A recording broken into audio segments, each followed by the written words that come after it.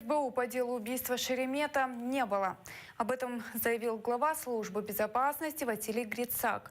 Накануне генпрокурор Юрий Луценко признал, что следствие допустило ошибку, не изъяв одну из важнейших видеозаписей с места убийства Павла Шеремета.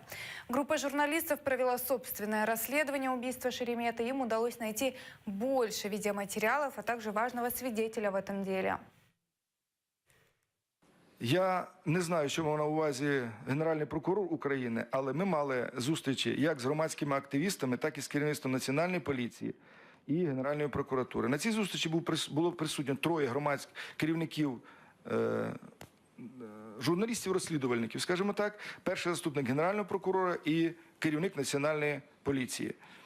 На пряме запитання, що ми зробили не так, чи ми передали хоч один матеріал з якимись спотвореннями, виправленнями, витертий, там, без змісту, там, чи не, що там щось було, якісь сліди роботи Служби безпеки.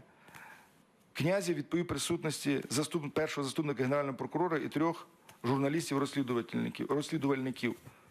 Серед яких була і Севгіль Мусаєва. Ні.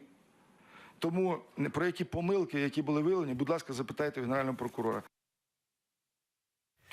20 июля прошлого года журналист Павел Шеремет погиб в центре Киева в результате взрыва автомобиля. 10 месяцев спустя не найдены ни исполнители, ни заказчики.